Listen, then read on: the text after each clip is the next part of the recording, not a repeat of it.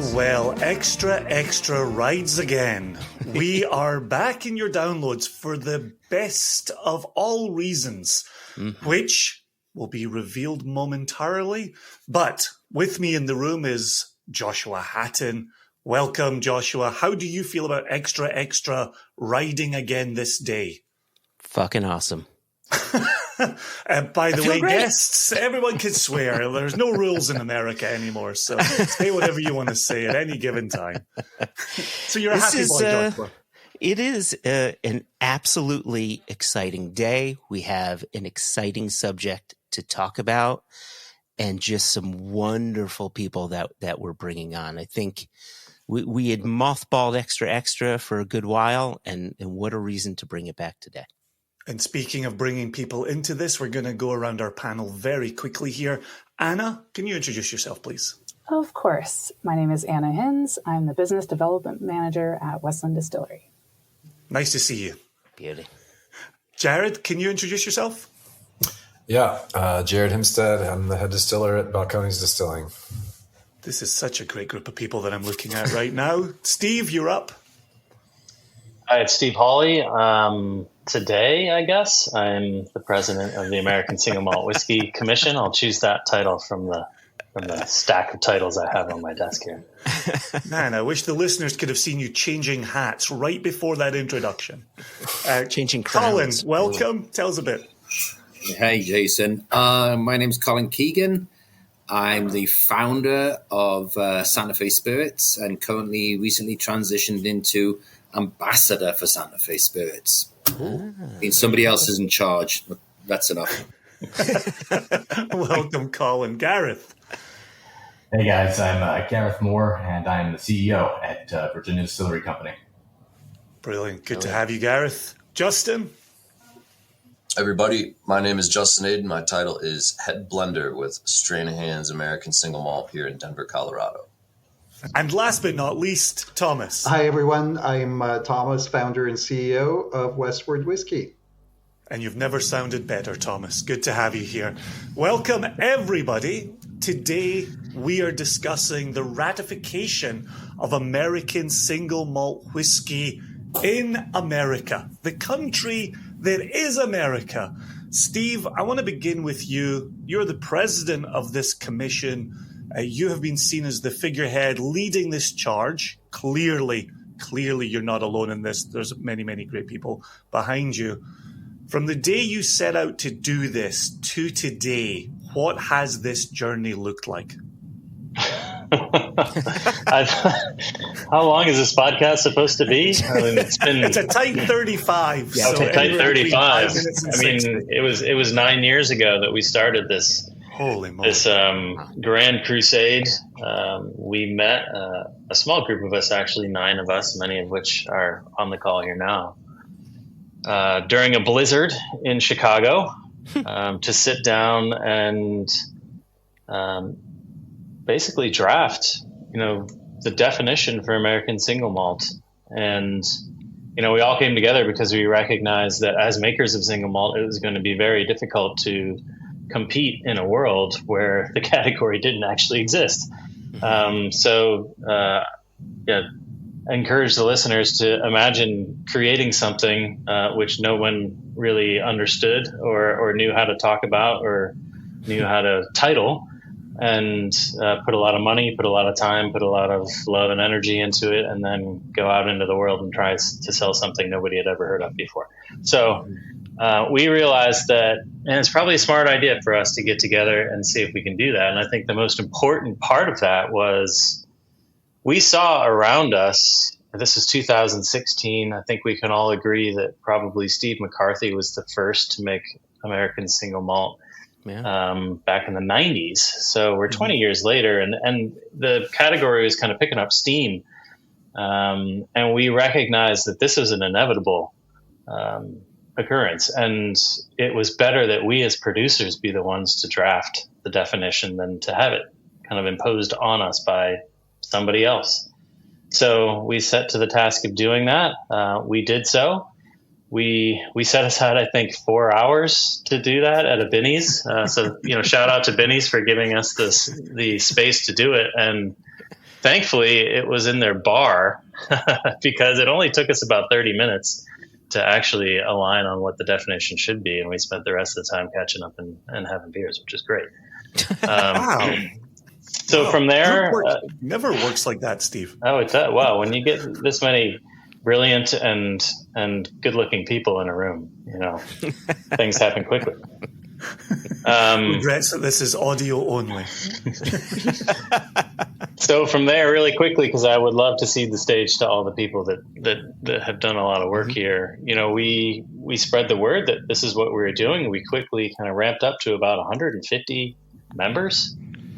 We continued to petition and advocate for the category and for the definition of the category with TTB, which is the arm of the federal government that oversees what you can and cannot say on a label of any alcohol in this country.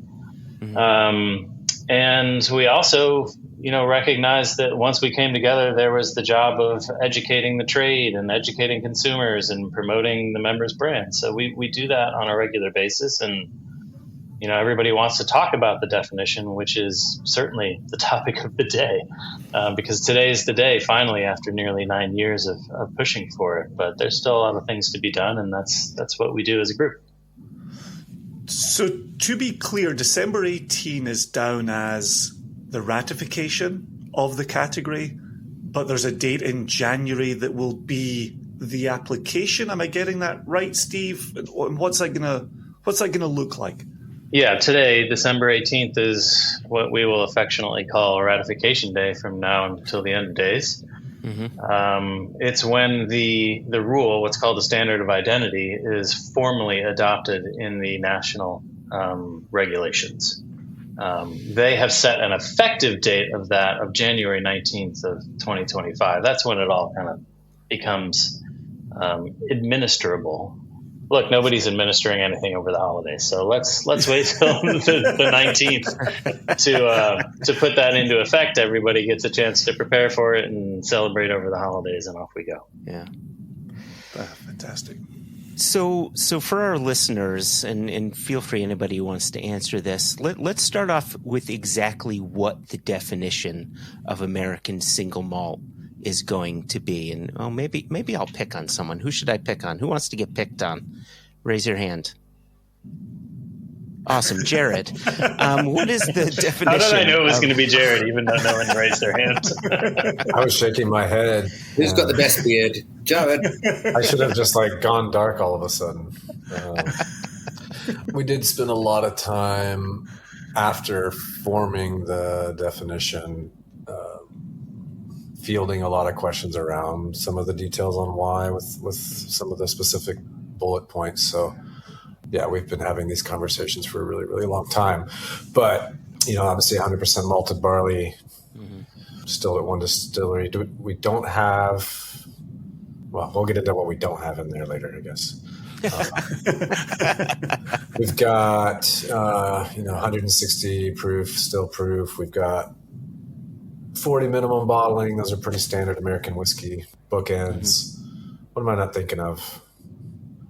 700 liter max size cask, which we added as kind of a nod to EU import regs, kind of looking to the future. Some of us already export and have for a while, but trying to make that as easy as possible where people don't have to switch up how they make things or what they can sell abroad versus here.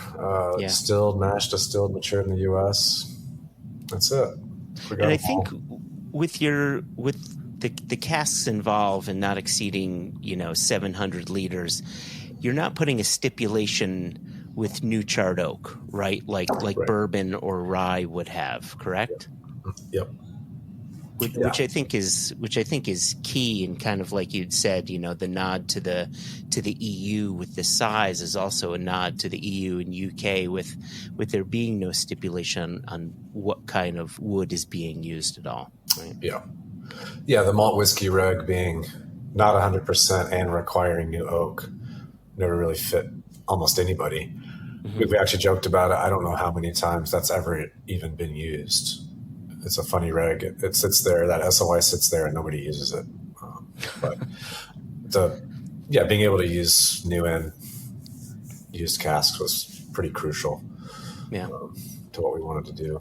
For the layman out there, SOI means standard of identity, which is basically the definition that you have for now American single malt whiskey, but bourbon, wheat whiskey, rye whiskey, straight whiskey, all of these are standards of identity, which have certain stipulations within them. Or some people say class type is another thing that people will kind of similar idea.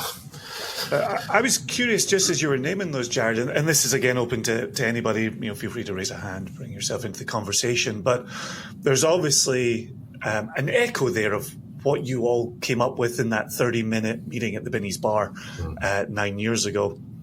But was there anything in the comment period that got added into this definition that that either wasn't expected, or maybe was an oversight, or just something that came from the length of the comment period?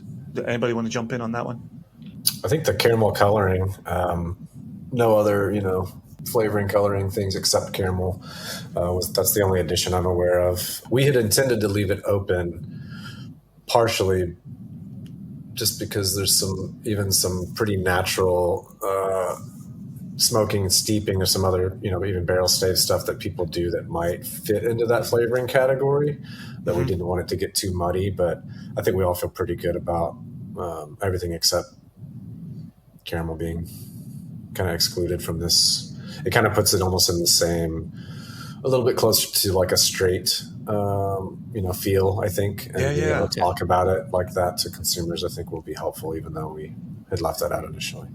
Gotcha. So to be clear for Scotch fans who are regular listeners, so you're saying American single malt whiskey does not allow the addition of caramel colour, where for us in Scotland we unfortunately do allow the addition of caramel colour. Am I understanding that correctly, Jared? You are not, Jason. Exactly incorrect. Exactly incorrect. Once again. So you are allowed to add caramel colour just like in Scotland? But nothing else, yeah. But nothing else. This was an interesting part of the process in that the TTB issues a proposed rule, which they did a couple of years ago now. And then there was a comment period that followed that. Part of the comment period is them posing questions to the world at large for people to weigh in on. One of those questions was, should we allow coloring, flavoring, and blending materials, is the way that it's termed. We had not addressed that in our petition specifically. Like Jared said, we wanted to leave that open. However, when they asked the question, we certainly responded and said we would like all of these things to be prohibited.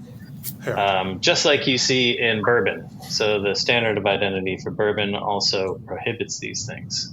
We thought that was the right thing to do as a group of single malt producers. Everybody else in the world, whether that be an individual or a company, whether those be people in the U.S. or anywhere around the world, have a right to weigh in, and they did weigh in. You can see that some people, like Scotch Whisky Association, wanted to allow for caramel coloring. That was inevitably in TTB's decision allowed. Any of the other colorings, flavorings, and blending materials are not.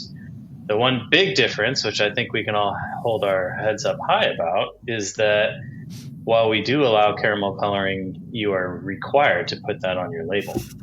Nice. Not something that you'll see in Scotland. Okay. Very nice. That's great. Yeah, I like that a lot. I wanted to, if it made sense to do it now, I wanted to switch gears a little bit. And, we've been discussing American single malt as a potential category for a good number of years. Jason and I have surely been talking about it on the podcast and in a number of other spots. Mm-hmm. But I think no matter how much you talk about it, I'm not sure the general consumer understands how it affects them and what it means for them as a consumer. And I'd love to hear from a few of you on this. And again, I can pick on you if you want, but feel free to just unmic yourself. The first one to unmic themselves and start talking wins. This is Colin. I think it's given the consumers easier access everybody walks through the liquor aisles and they're looking for, where's that sign that says bourbon? Where's that sign? When you roll it under American whiskeys, there's some delineations that we've got in there that are sort of narrowing down the category.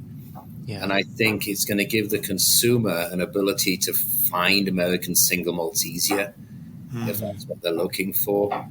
And there's a wide range of what we all do. I mean, my whiskey is definitely on the end. It's being a smokier whiskey, all the way through to some really softer, different whiskeys. Westward's a pretty soft whiskey. Westland's a good whiskey, I think the Balcones boys pride themselves on, a really bold whiskey, all within that category. Mm-hmm. And when you throw it in with everything else, there's so many people being pretty inventive. I think it's good that they can say, okay, let me get into the American single malt section. I know where it is. I can see it. And also there's a lot of people working in liquor stores. This is going to actually open their eyes and say, oh, I didn't even know about this. Mm-hmm. Not knocking people in liquor stores. We love our vendors, our retailers, but they sometimes need a hand to, yeah, for sure. But I think we've all texted one another at some point of being in a liquor store and saying, I've just seen your American single malt whiskey in the bourbon section or over in, the Scotch section. I think we've all got an experience like that. And so being able to point to a designated category can only help us and only help the consumer going forward. Anyone else with thoughts on the consumers and what this means for consumers? Is that Thomas? I'll jump in. I think one of the most interesting things about this category is the variety of products. Colin was referring to this, but I think more than many other expressions of whiskey, American single malts really have a very distinctive point of view, whether it's based on where they're from or how they're made or who makes them. And so I find that over the last few years, in the absence of a standard of identity, we spent so much of our time with consumers defining the category, and that left so little time for, what is unique about Westward, what is unique about each of the other brands in the category. And look, I mean, the publishing of regs isn't going to lead to instantaneous consumer understanding, but this gives us an opportunity to build a shared understanding of what the category is so that can be crossed off the list. And we can all spend more time talking about how each of us brings something unique to the category. And I think that's exciting for consumers. Yeah, I like the sound of that a lot. Yeah, same. So the flip side of that, unless anybody has anything to add to the consumer perspective, the flip side of that is, what does it do for you as a producer? How does it now help you with your own brand, with your own whiskeys? And I'm going to call on someone. Gareth, I haven't heard from Gareth or Justin yet, so maybe we'll start with Gareth first. Sure. No, I'll hop in. I mean, I think Thomas made a very good point that, now rather than focusing on the category as a whole, we get to focus on what differentiates us and, trying to establish how, we have very diverse regions, just as they do in Scotland. It'll take generations until, those are in any way formally established. But I think it'll allow us to, within the bounds that have been defined, continue to innovate and, fit into something that is a recognized category that can compete with globally produced brands, and whether that's here on the shelf in the U.S. or it's exports and so on. So I'm really excited for that opportunity to be able to bring ourselves, elevate ourselves to a global stage. So nobody's going to be friends anymore, and you're all going to be fighting with each other. Oh, Steve. Lettuce days are over. Oh my gosh, everybody's breaking their knives out. Oh my gosh. That's why Steve thought we were friends all this time. Oh, so cute. That's what he has to tell himself. Justin, you were patiently waiting to come in.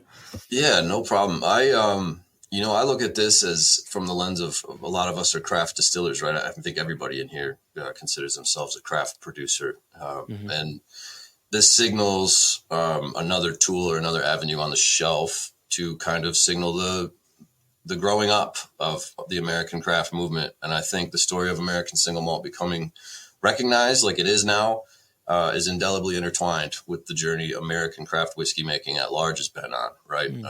And so it's an opportunity, you know, to no longer just be a craft whiskey or an indie brand or a regional player and, you know, making what you like, but to really start pooling what we do in our story and telling it. And I think, as everybody's mentioned, you know, America is such a large and diverse country in terms of climate and geography and style and things. So it'll be really, really easy now to have a place on the shelf where people can go and kind of start looking for American Single Malt instead of popping around this international single malt section, the craft section, the bourbon section. So that's really what we're hopeful for. Yeah. Fantastic. I've got one angle that I want to pick up with my friend Anna here, talking about being friends. You and I were in regular communication during the fall, Anna, where you spent, I think it was 3 months, if not 6 months, tooling around Europe. I know it was 3 weeks, which is an incredible amount of time. And I'm curious, being overseas, talking about an American single malt in the form of Westland, you're doing the trade side of this. You're doing the consumer side of that. What were you hearing internationally, and how does this ratification reflect, or will it improve upon some of those conversations you were having? Yeah, I do think it will help in the long term in a number of levels. First off, just internally training, like sales teams and then also distributors abroad, because otherwise it doesn't sound like we're a real thing, like American Single Malt. You're like, oh, that's a great little oddity. But saying, no, there's over 250 distilleries that are making American Single Malt, and, you know, we have a standard of identity now. It's a real thing. We're here to stay. And we're not taking anything away from existing brands. I mean, some market share would be great, but also we have, as we've been talking about, a diversity of flavors, and that's something that I think whiskey consumers are hungry for. They, you know, want to have something that's new and different, and we're exploring different flavors in ways that they can't in Scotland or don't because of tradition, etc. But I think the challenge that I still have, and hopefully this will help, but anytime we're at festivals, and there's sometimes other American Single Malts there, I'm always grateful when they are, so I can go over, say hi and chat, and then maybe we can join forces to talk about it. But people, but they see American and they automatically think bourbon. Yeah. Of course, which I can't fault them for. Not everybody is exporting yet, and it's a challenge for a number of reasons. But being able to say, no, it is a real thing. It's not an oddity. No, we're not bourbon.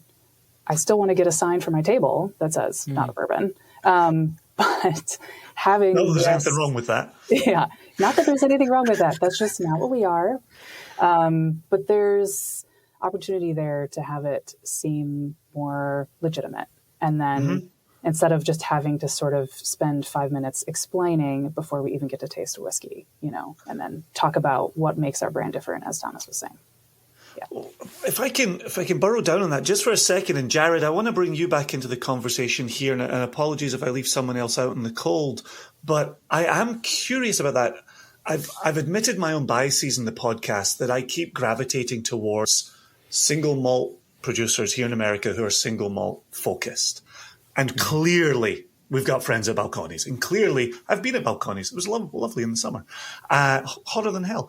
And, you know, I'm curious for you, Jared, at Balcones, how is that storytelling when you are producing bourbon and you are producing American single malt whiskey and rum?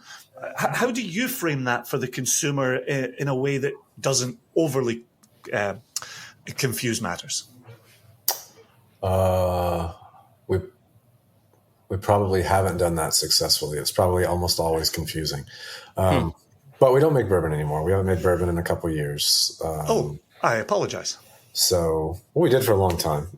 Yes, I remember that part. And part of it's coming full circle.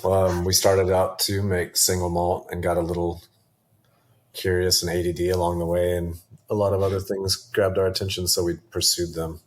But yeah, now we're kind of like funneling back and a little more focused. We're still going to be doing rye and some corn to kind of come alongside the malt. But I mean, in some ways, it's par for being a craft distillery anyway. I mean, I feel like all of us have spent the last 10 to 15 years having to educate and repeat. Yeah. And so in some ways, it's more of the same, honestly. I think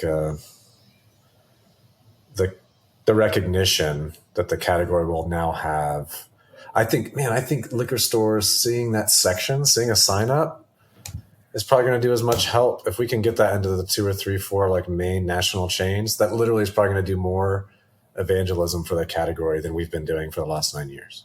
Yep. Just seeing it. And then when you say it, someone will be like, oh, I've seen that. Versus now it's, what are you talking about? That sounds made up. Which of course it is made up. But. Yeah, and that was going to be one of my questions, which is, to Colin's point, because he made this point earlier about, now we can have a category that says American Single Malt on, in your whiskey aisles. How do you go about doing that? How do you go about bringing those main retailers in to actually make a category for you with a sign on it? Steve can answer that. Steve. Yeah, I mean, that comes back to the work of the commission again. A lot of people, everybody wants to start with questions and now, celebrations about a federal classification and a new definition. Everybody wants to start the conversation there. But, for us as a group, we did what we could years ago, and it's just been a waiting game. So for us, it's been about doing exactly that. Jared's right. The number one thing that we can do is get those signs up on store shelves and on bar menus. That will do more for the category than a federal regulation or anything. So that's the job of the commission, is to continue to advocate for that, continue to educate. Sometimes educating just means walking into a store and showing them that they have enough American single malts to justify a section. I've been in a store and said, how come you don't have an American single malt section?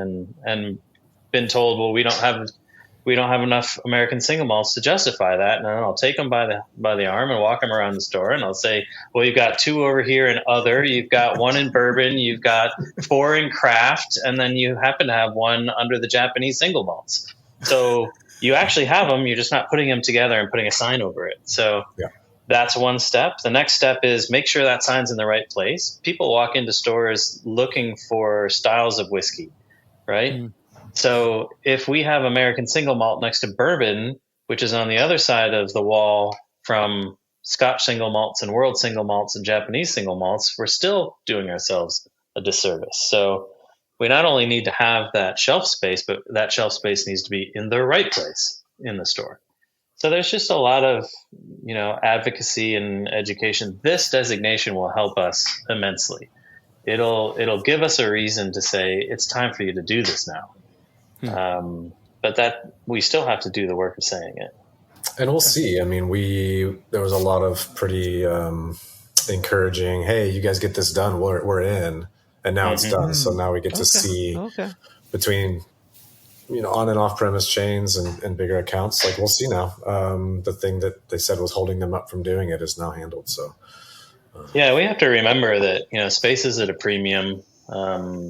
Retailers are overstocked right now and having a difficult time, just like everybody else is. And it is a big ask to have them reconfigure the way their stores are organized. Sure. Mm-hmm. So we have had a lot of people saying, we're not really sure if this is a lasting thing. Is this the next hard seltzer or is this thing here to stay? And, I guess you could forgive them for saying, we're going to wait and see how this plays out. But guess what? It's played out. As of today, it's played out.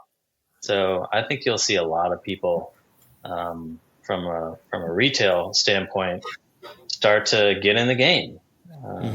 And going back to your question, Jason, I'm really curious to see, you've got a unique situation on this call in that all 6 distilleries here are dedicated to single malt.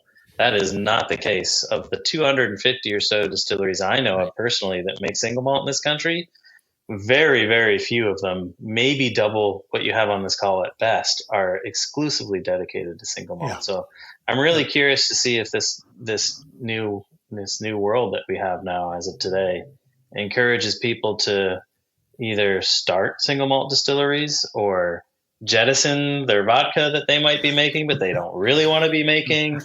It should be interesting to see how much more kind of focus goes into the production of single malt. Colin, you were looking to come into the conversation. Yeah, I was just going to sort of leapfrog off what Steve was saying. I think it's a perfect time. We're lucky, even though we waited 9 years for it, to come out with a fresh, exciting, positive story. I mean, Steve mentioned it. Everybody's overstocked. And now we're hearing, well, the stores are overstocked, but actually people's liquor cabinets are overstocked. So how on earth do you sell any whiskey, let alone this whiskey? And, it's great to be able to go into liquor stores and say, hey, we did it. Oh, yeah, I remember you from 4 years ago, And it's going to be interesting to have a positive story of a success story, Last one I think we had was federal excise tax reduction, back to the federal government. We're slowly inching forward to even more legitimate in the public's eyes. We know how legitimate it is, that what everybody's doing, but it's nice to have a good story for once, Yeah, gosh, we covered that FET on Extra for a long time as well. That reduction, gosh, that came in at the 11th hour. Steve, were you looking to come back in here? I was just going to say, we're really banking on the idea that people don't want to be left behind. People don't want to miss the boat, right? If you ask a lot of retailers that are squeezed on space right now, if they would have made more space 8-10 years ago for Japanese single malts, but didn't, they're kicking themselves, right? And we're trying to play off of that FOMO, I guess you would call it, which is, now's the time to be a part of this. Now's the time to show your customers that you're a part of this. Because if you don't, people will lap you. So hopefully they're going to get that message. All right. I've got another question in the chamber, Joshua, but I could probably ask it if you've got a more time-sensitive one to ask. I don't. I think I have one. I'm debating whether I want to ask it or not. So why don't you ask yours and I'll continue my debate. Maybe I'm about to ask it for you. So let's see where this goes. So the last episode of One Nation Under Whiskey before today's little special extra, you and I, Joshua, tasted with you, Steve, the Jack Daniels, the Jim Beam, and the Bullet single malts. And clearly we've got people around this forum, this open table here, who have been fighting this fight for a long time and in it together. One of the things we've been talking about on the podcast, one of the things we've been talking about with fellow consumers is, do the big players wading into this hinder or help? And you can be as honest as you wish to be in this roundtable. But given that we're now talking about Jack Daniels and we are talking about Jim Beam, and to play it safe, Steve, I'm going to put this question to you first, but I would love for other members to jump in on this. How is that safe? It's not safe for me. Everybody else feels great, though, Steve.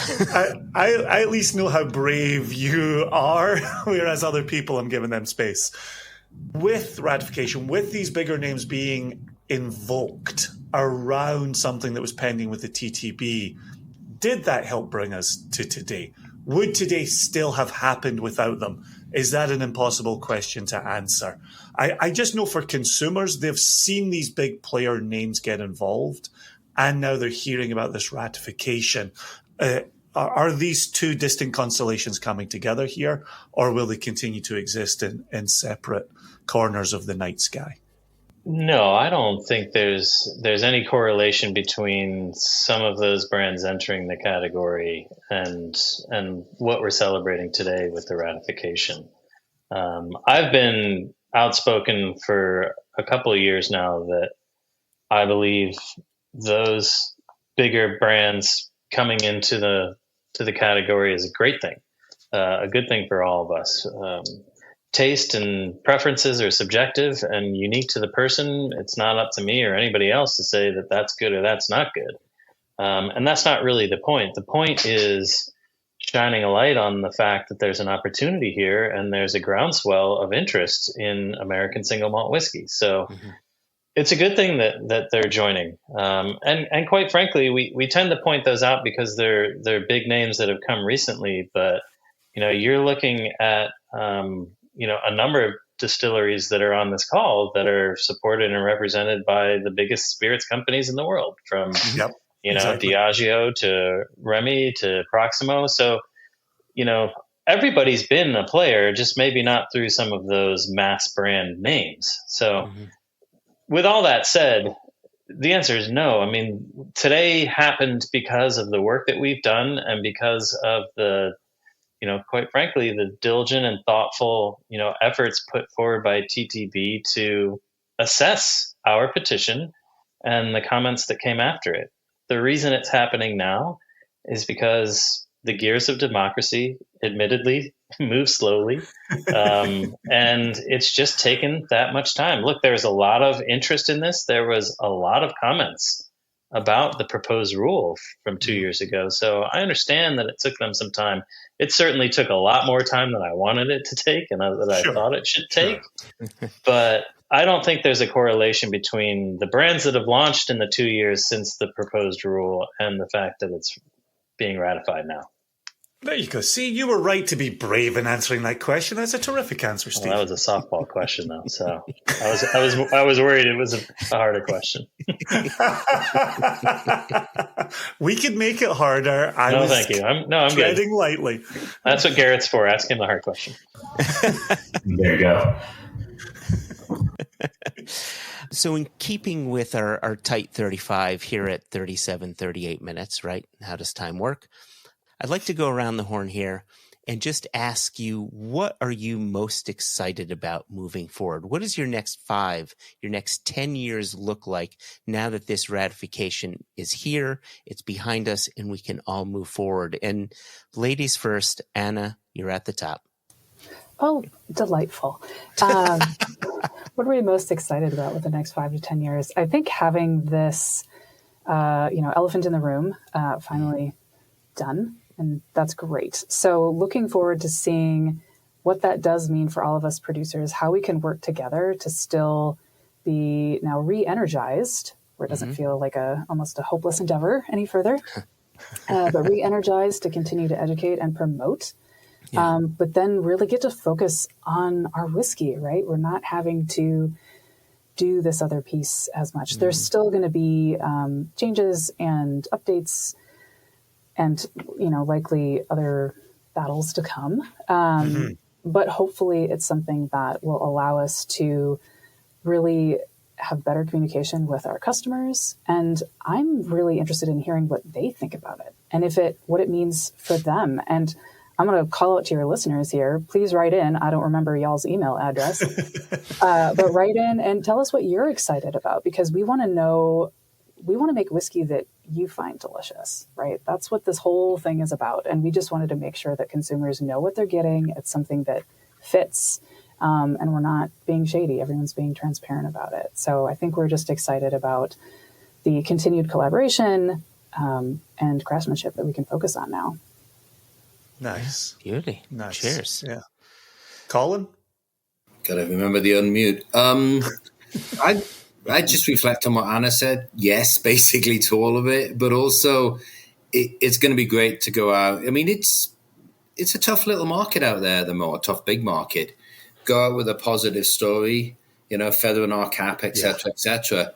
But have something positive to talk about, and also, it clears away some of the smoke. I think we're still a long way from single malt Scotch. Oh gosh, hold on. Those 3 words don't always have to go together. You can add American in there as well. I think you're going to see an army of people. If there's 200 craft distilleries, we've all got a couple of people going out there into their smaller liquor stores. For the big ones, it's going to be more of a pitch somehow, probably through our distributors on a large scale. You don't go knock on the door of Total Wine and say, "Can you change all your signage?" It takes a little bit of time. But for your local mom and pop store, it is just going to be like that, which is what I'm going to be doing probably for the next couple of weeks. Well, let's get the holidays out of the way and then go back. Look at that. Cheers. Santa Fe's latest ambassador. Look at that. Justin, is Justin in next? Yeah, sure. I'm excited. I joined on Stranahan's about a little under 2 years ago. And the reason that I wanted to be a part of this company was they're so impactful in the American whiskey space. One recipe and one recipe only for 20 years. Wow. I was just thinking, Colin, we worked together. I was 22 years old. I've been doing this for 15 years already. And Stranahan's, when I really looked at the landscape and being part of a once in a generation situation as a whiskey maker, American Single Malt being ratified is a once in a generation situation for a whiskey maker. And to be able to join Stranahan's in a place that has been doing this and nothing else, mashed, fermented, distilled, aged here. I'm really excited about the proposition of transitioning us, into an age-stated, double-digit age-stated company, right? This is really going to signify, I think, us catching up with international malt, right? We're going to have a 10-year out nationwide, a 12-year out nationwide, a 14-year-old out nationwide, because we've been doing this for so long and have laid down so many barrels, even though we never knew if American Single Malt was going to be recognized as a category. So I'm just super excited in seeing age statements climb up, seeing people understand the geographic differences more and more and really explore. It's nothing but exciting. See, everyone at this roundtable is brave. Very brave, laying down spirit for all those years. Gosh. Who next? Thomas? It's either that, brave, or financially irresponsible. Why you not can be both, can you? Two are not mutually exclusive. From our perspective, and I'll address some of the comments you all have made. I think that there's a certain feeling of we just reached the finish line, and we're proud of where we've gotten, but really in practice, this was just the end of the beginning, right? And so the success of the category and the success of each of us individually, I think now has a higher probability, but it still comes down to what we do over the next few years. And so I know for us at Westward, we look forward to working with everybody in this conversation, with companies large and small, with the entire category, to build that baseline of understanding of what American Single Malt is. But in parallel, and I think I'm personally more excited about this, I think this is the moment when we can each showcase what makes us unique, and we can create excitement around the fact that American Single Malt produced in every state doesn't mean that every state produces the same thing that now has a definition. It means, I think, more than any other expression of whiskey, like there's a real sense of place in what each of us does. And as someone who loves whiskey, in general, that's what's exciting to me, that I can really appreciate each of the places that a great American Single Malt comes from, and I can appreciate the people behind it, and it's not, the category isn't any one of us, it's the ability to enjoy what each of us does that is so different. Oh, well said. Well said. Yeah. Gareth, and then we'll give Jared the last word since we picked on him early on in the episode. That's very true. Yeah, I'm just very excited for the kind of the doors that will be open and the market access that this new definition is going to provide the opportunities for, from the distributor layer, where we're no longer going to be just this niche or novelty category, but something much more than that, to the retail layer that we've talked about extensively on this call, and then ultimately being able to bring it to consumers. Because in this industry, I mean, consumers do most of their choosing, not online, not through reviews or magazines, but literally from the store shelves. And so having that greater exposure, I think will naturally lead to a greater growth and ability to bring new and innovative products to market. So it's going to take time. I don't think, just as Colin said, that the retailers and distributors will change overnight. But I think as this news rolls out in the coming months and years, we're going to see some very bright days ahead. Awesome. Well, that's worth drinking to. Mm-hmm. All right. And Jared. Yeah, I think to me, strategically, the signage, whether it's on a menu, whether it's in a store, just like any brand recognition, that's just going to be so huge. I think a lot of the effort and energy we've put out, 10, 15, 20 years, we can now direct into other things because there's just going to be some, oh, I saw that, I've seen that. Oh, my local place just added that to the menu or whatever. Mm-hmm. So strategically, that sounds really nice, that like some of that work is going to get a little bit easier and the light bulb's going to go off a little bit easier when we're talking about this with people. But personally, I think the idea of now we have something that we can grow and build on, as opposed to the last 9 years have been, we've got this barrier that somehow we've got to like hit our heads up against enough times so we can bust through it. That's just a radically different feeling about what's next. We have this thing holding us back that we have to somehow get free of, versus, all right, that's over. Now we're starting at a baseline, and it's honestly going to be a lot more fun and fulfilling, I think, to get creative and proactive around how do we turn people on to this really cool stuff and spread the word about stuff that we honestly believe matters, as opposed to how do we get these chains off and how do we get protected before somebody else drops a definition that sucks on us. That's all handled. So, I me and Steve have talked a bunch over the years of like what could happen after. And that sounds way more exciting to sit and strategize about how to spend time and money, how to collaborate going forward than just to get this thing done, So, Yeah, I like Thomas's use of it's the end of the beginning. Like that's very nicely said.